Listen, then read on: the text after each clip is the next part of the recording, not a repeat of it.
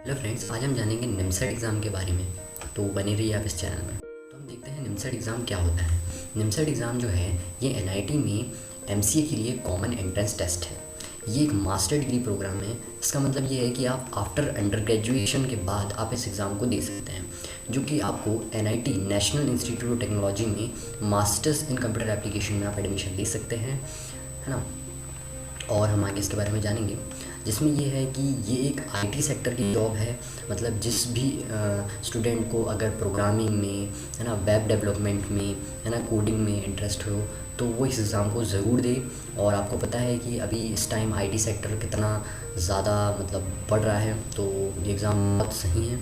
और अगर आप एनआईटी में जाते हैं और वहाँ का जो प्लेसमेंट जो है, सिलेक्शन जो है वो बहुत बेस्ट है, तो आप इस एग्ज़ाम को दीजिए और अपने जो भी भाई बहन हैं उनको भी बताइए इस एग्ज़ाम के बारे में, है ना। तो हम आगे देखते हैं कि इसमें कौन कौन से पार्टिसिपेटिंग इंस्टीट्यूट है, कौन कौन से एनआईटीज़ हैं, है ना। तो इसमें जो पहला एनआईटी है वो एनआईटी अगरतला है। दूसरा एनआईटी है Motilal Nehru National Institute of Technology Allahabad. तीसरा है MANIT Maulana Azad National Institute of Technology Bhopal. Fourth है एनआईटी कैलीकट। फिफ्थ है एनआईटी जमशेदपुर। सिक्स्थ है एनआईटी कुरुक्षेत्र। सेवन्थ है एनआईटी पटना। एट्थ है एनआईटी रायपुर। नाइन्थ है एनआईटी सूरतकल। टेंथ है एनआईटी त्रिची। 11th है एनआईटी वारंगल। तो ये टॉप जो मतलब टोटल 11 एनआईटी है इसमें, जिसमें आपका निमसेट के थ्रू एडमिशन हो सकता है अगर आपकी अच्छी रैंक आती है तो, है ना। और मैं इसकी रैंकिंग भी आपको बता देता हूँ कि टॉप फर्स्ट एनआईटी कौन सा है इसमें से। तो अभी अगर इन 11 एनआईटी में से टॉप फर्स्ट एनआईटी है त्रिची, जिसको आप पहला प्रेफरेंस रख सकते हैं। त्रिची टॉप पे चल रहा है अभी, है ना। और क्योंकि इसका प्लेसमेंट भी बहुत बेहतरीन है ना, यहाँ पे नॉलेज भी बहुत बेहतरीन मिलेगा। ऐसा नहीं है यहाँ पे नहीं मिलेगा इन सब एनआईटी में, बट ये टॉप पे अभी चल रहा है। और सेकंड अगर हम देखें तो सेकंड चल रहा है सूरतकल, एनआईटी सूरतकल, ये सेकंड नंबर पे चल रहा है। और अब थर्ड नंबर की बात करें तो थर्ड नंबर पे कैलीकट और वारंगल को ले सकते हो आप। और फोर्थ नंबर पे एमएनआईटी इलाहाबाद और फिफ्थ पे भोपाल। इस टाइप से ये रैंक है ना। फिर आप अपने हिसाब से सेलेक्ट कर सकते हो आपके होम स्टेट से पास में, आपके होम स्टेट में है तो कोई दिक्कत ही नहीं है, आप अपने हिसाब से सेलेक्ट कर सकते हैं। नेक्स्ट चीज़ हम बात करते हैं कि इसमें आप अगर इन एनआईटी में सेलेक्ट नहीं होते हो तो आप दूसरे एग्ज़ाम भी दे सकते हैं। दूसरे एग्ज़ाम में भी सेलेक्ट हो सकते हैं, जिसमें एक हैदराबाद सेंट्रल यूनिवर्सिटी है, इसमें भी आप जा सकते हैं। हैदराबाद यूनिवर्सिटी में, इंद्रप्रस्थ यूनिवर्सिटी में भी जा सकते हैं आप। तो आप निमसेट के थ्रू इन यूनिवर्सिटीज़ में भी एडमिशन ले सकते हैं। नेक्स्ट हम देखते हैं क्या है इसका एलिजिबिलिटी क्राइटेरिया। तो जो भी जनरल और ओबीसी में आते हैं उनको 60% चाहिए एग्रीगेट और 6.5 CGPA चाहिए एग्रीगेट। और जो भी ST SC और PWD कैंडिडेट हैं उनको 55% चाहिए और 6 CGPA चाहिए, है ना, आपकी अंडर ग्रेजुएशन के टाइम। और हाँ, और जो कौन कौन से सब्जेक्ट है जिसमें आप एलिजिबल हो, तो इसमें आपका BSc आता है, BSc ऑनर्स आता है, BC आता है, BIT बी वोकेशनल आता है, जो कि कंप्यूटर साइंस और कंप्यूटर एप्लीकेशन से किया है वो ही एलिजिबल है। और जो BBA किया है जिसने, जो कि कंप्यूटर एप्लीकेशन से, वो एलिजिबल है। ये BBA जो है न्यू आया है 2021 के टाइम। तो इन अगर आप इनमें से कोई आपने ग्रेजुएशन किया है, ग्रेजुएशन कर रहे हो या करना चाहते हो तो इन फील्ड में आप कर सकते हो और निमसेट एग्ज़ाम आप दे सकते हो। और आप अगर BE-BTech में हो, इंजीनियरिंग फील्ड में BE-BTech में हो, तो आप कोई भी स्ट्रीम से आप एलिजिबल हो निमसेट एग्ज़ाम के लिए, है ना। तो और इसका भी क्राइटेरिया यही है कि 60% आपको एग्रीगेट चाहिए जनरल और ओबीसी में, और 55% ST SC और PWD में चाहिए BE-BTech वाले को, ना। थर्ड मतलब नेक्स्ट इंपॉर्टेंट बात ये हो गई है कि इसमें जिन्होंने भी BSc या BSc ऑनर्स या BCA किया है, वो अगर उन्होंने ओपन यूनिवर्सिटी से किया है, इसका मतलब जिन्होंने भी प्राइवेट किया है BSc कंप्यूटर साइंस से, तो वो एलिजिबल है, वो भी एलिजिबल है, वो इस एग्ज़ाम को दे सकते हैं। नेक्स्ट हम बात करते हैं टेस्ट पैटर्न क्या होता है इसका।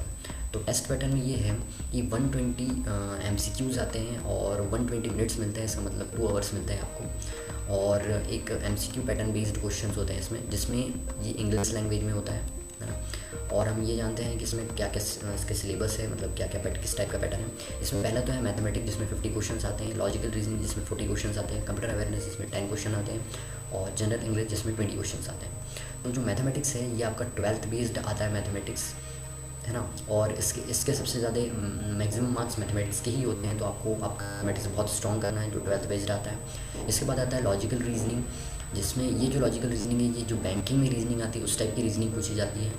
और उसके बाद कंप्यूटर अवेयरनेस है, जिसमें कंप्यूटर फंडामेंटल्स पूछे जाते हैं, और इसमें आपको किस तरीके से आप बाइनरी से हेक्साडेसिमल से बाइनरी में कन्वर्ट कर सकते हैं, इस टाइप के क्वेश्चन आते हैं।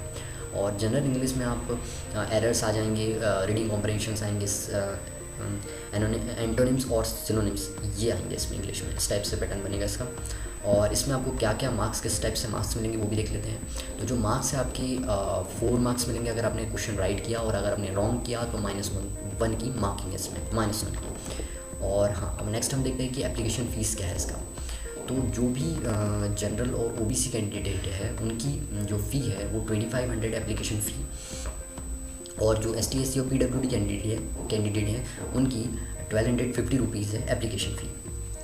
नेक्स्ट हम बात करते हैं कि जो निमसेट है उसका क्या डेट है। अभी 2021 की जो डेट है वो आ चुकी है, तो अगर आप चाहें, इंटरेस्टेड हैं तो आप ज़रूर दें या बताएं अपने फ्रेंड्स को, क्योंकि अभी इसके रजिस्ट्रेशन 11 मार्च से स्टार्ट हो गए हैं और लास्ट है 7 अप्रैल। और एडमिट कार्ड जो है 5 मई को रिलीज़ कर दिए जाएंगे। एग्ज़ाम जो है इसका 23 मई को है, और रिज़ल्ट अनाउंस किया जाएगा 8 जून के आसपास रिज़ल्ट अनाउंस कर दिया जाएगा।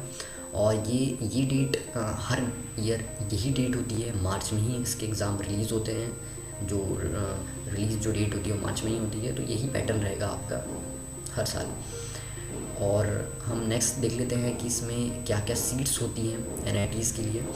और जैसे ये NIT में according to reservation general OBC PWD है ना, ST SC के लिए सेट की गई है पूरी रिजर्वेशन, जिसमें NIT अगरतला में 30 सीट्स है, MNNIT में 116 सीट्स हैं, मैनिट में 115 सीट्स हैं, NIT कैलिकट में 58 सीट्स हैं, NIT जमशेदपुर में 115 सीट्स हैं, NIT कुरुक्षेत्र में 64 सीट्स हैं, NIT कुरुक्षेत्र सेल्फ फाइनेंसिंग, इस सेल्फ फाइनेंसिंग का मीनिंग मैं आपको बताता हूँ, जिसमें 32 सीट्स हैं, NIT पटना जिसमें 40 सीट्स हैं, NIT पटना सेल्फ फाइनेंसिंग जिसमें 40 सीट्स हैं, NIT रायपुर जिसमें 110 सीट्स हैं, और NIT सूरतकल जिसमें 58 सीट्स हैं, NIT त्रिची जिसमें 115 सीट्स हैं, NIT वारंगल जिसमें 58 सीट है।